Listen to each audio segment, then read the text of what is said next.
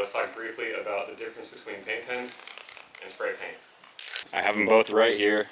Of course, we can do all kinds of different colors and effects using spray paint.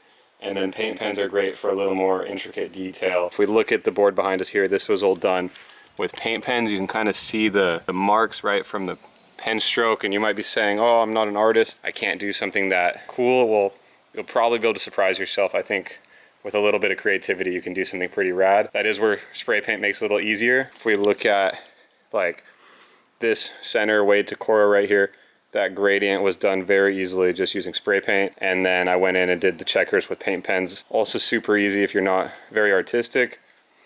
This Terry Senate, this was spray painted. It was actually painted before it was glassed, but still same idea. You know, tape it off, hit it, try to make it as consistent as possible. And generally, we're using spray paint when we're trying to cover more area of the board, right? So stuff like this, little less, you might use paint pens. But you can get some pretty fat Poscas, and you can definitely cover entire pieces of the board with them. Like this was all done with paint pens. Same for this guy. So it's really down to how intricate you're trying to get, and I guess your level of comfort within that. Another option I want to touch on just briefly is the benefits of using like a Krylon stained glass spray paint. So you can see how I still have my Almeric logo and all my hexagons and my stringer and my dimensions. All of that still came through even though the board is completely red. That's not because I taped it off super well, it's actually because I used this Krylon stained glass spray paint. I've done it on a few boards, definitely worth checking out. It's really cool stuff. It will add a tint to your logos, to whatever's left behind, but it will not fully cover it, so you can kind of just cover it, like, makes it look like a resin tint or like a budget resin tint, so it's kind of a cool option. All right, for this fish, the first thing we need to decide is what do we want to do on it, and then we'll make the decision of how we're going to do it. Now, I was just thinking of a kind of simple flame design coming off the rails. I think that would hit it kind of nice, be kind of cool.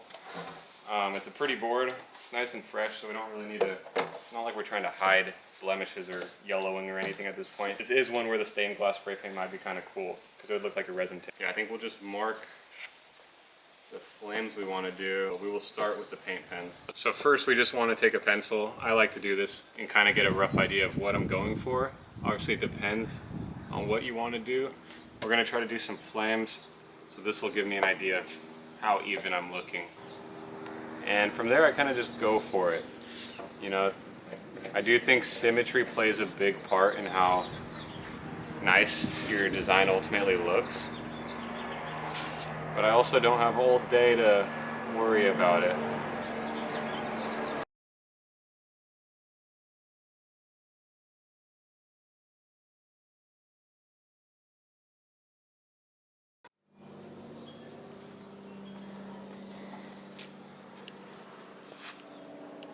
So you can see I kind of just roughly, quickly did my flames. Now that does come with practice, of course.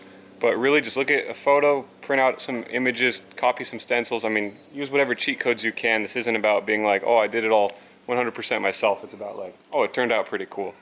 So do it however you know best. My cats are currently fighting to the death. What the hell? So yeah, I was kind of thinking about just doing black and white. So this is part of the process too. It's like I had this in my mind and then this comes to my mind and just kind of go with the flow thing. I gotta break up these two.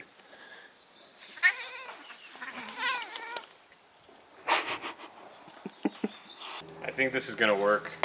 I'm thinking black and blue. Posca, please sponsor me. I think we're gonna go black, some dark outline accents, and we're gonna fade it into this blue. It'll work, but we're just gonna go for it. I'm gonna call that our rail line right there.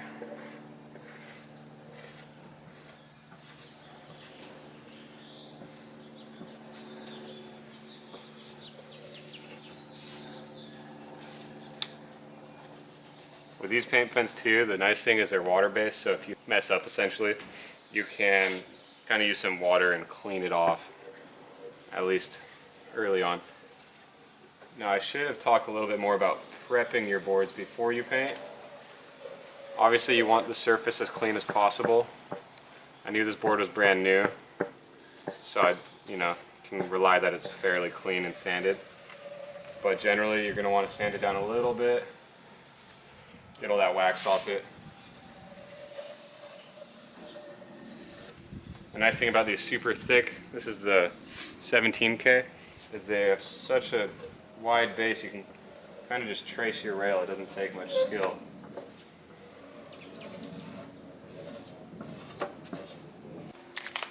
Alright, one thing you will notice here as we get into blending is if this is dry and I try to go blend it, nothing's going to happen. And it's just going to actually start to chip off as it dries. So we really need to work a little quick at times, right? We can't let it all sit and dry. We're going to go section by section. So we'll start at the nose here. We're going to get it going. There's a bunch of fresh, wet paint. And then you'll come through and take your second color and see how that's going to start blending now. And you kind of have to recognize which pen is stronger. Sometimes one pen's a lot stronger, so more color won't get pulled through. And some, you got to kind of figure out which pen's going to overpower the other one. And for flames, a lot of it's just going for it. It's confidence in having those steady lines.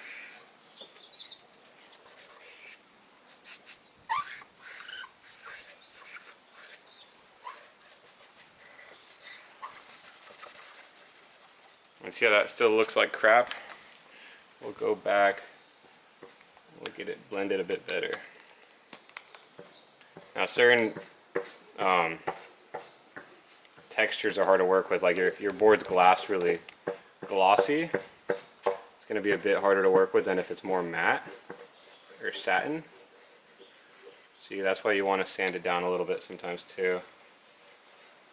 And then just be patient with it.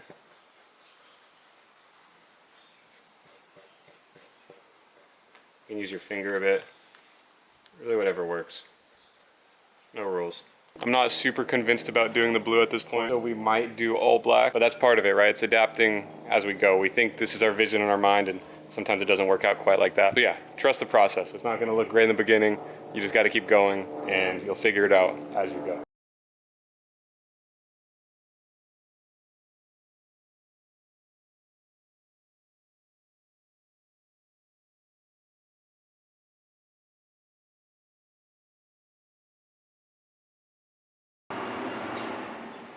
All right, well, it definitely still looks a little bit rough. The sun's coming out. This is epoxy. I'm painting with black. It's all pointing for me to go inside. I think we're gonna move upstairs.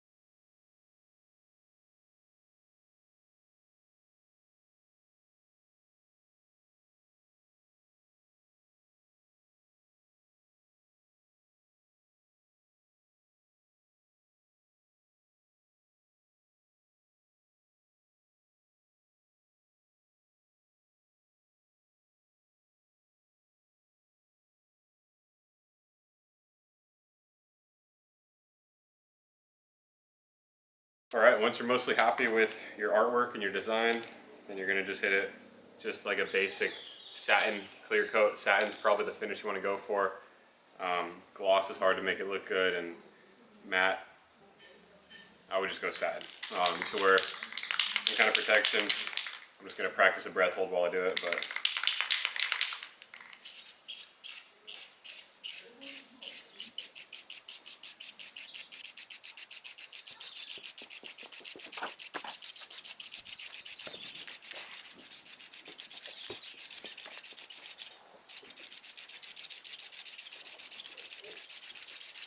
and we'll do that 2 more times.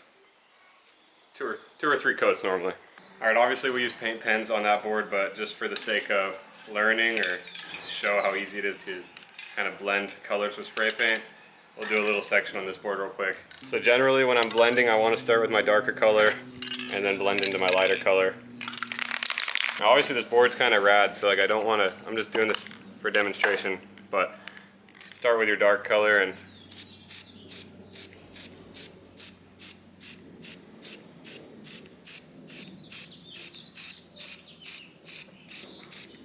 Just like that.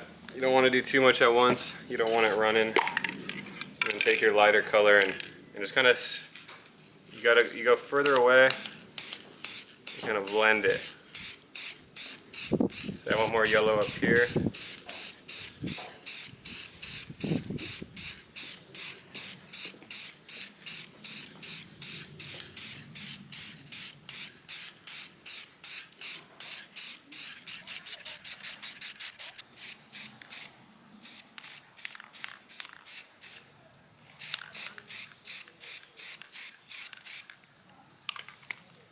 And just like that.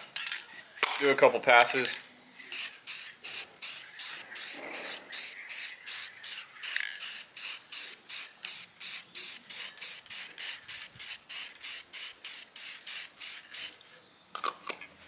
And there you can see pretty easily I can achieve a nice gradient. Obviously that's a super simple example, but it does look good if you do that on like a larger scale.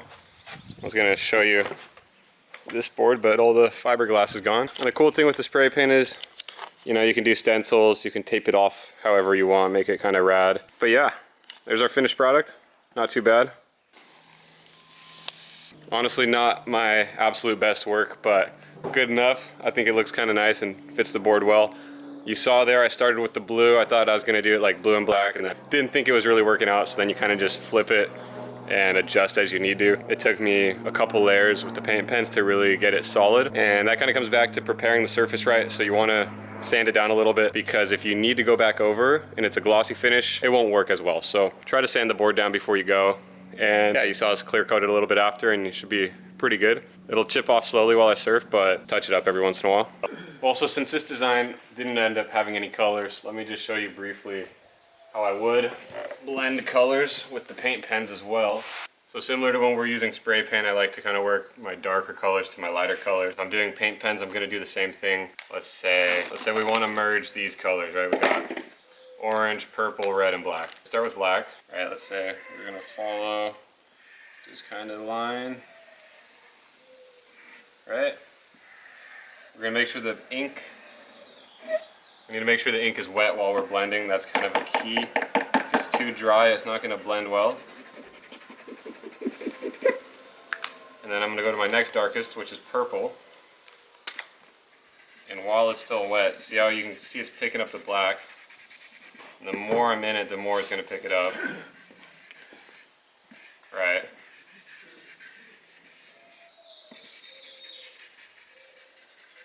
You can kind of see that. And then depending on the effect you want, you can do different kind of brush stroke patterns. You know, if you want it to have a little bit of an effect. From here we're kind of getting, okay, now it's just purple again. So now I'm going to go to my next color, which would be red. And this red might overpower the purple a bit. See how it's a bit strong? It's kind of picking it up, but it's a little bit strong. But it's also kind of a cool effect. So we don't really worry too much.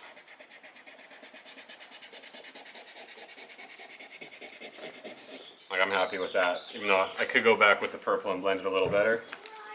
And then grab the orange. And this orange is actually out of ink. So we'll just pretend like it blended. But same idea. Dark. Oh, dude. Bro, that thing is huge.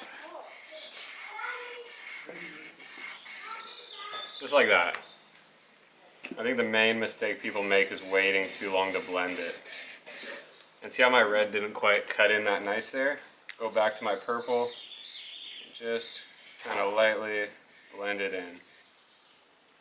And I think that went too far, then I go back to my red. I'm just kind of being patient like that. It's pretty straightforward. You know, the main mistake people make is maybe like, they'll do some red, and then maybe they'll get distracted and then they'll try to blend their purple, but it'll just overwash it. And then they'll go to too much red. It's like, just patience. Well, if you made it to this point in the video, thank you for watching. This has been how to paint your surfboard. And if you have any questions at all, let me know. I'll do my best to reply to everyone. And yeah, send me a photo or tag me on Instagram if you do paint your board. Put it on your story, I'd love to see it. And yeah, as I get more boards, we'll hopefully get some more opportunities to do some more art. Went kind of basic with this one, but I thought it looked kind of cool. And we always got this side, so stay tuned.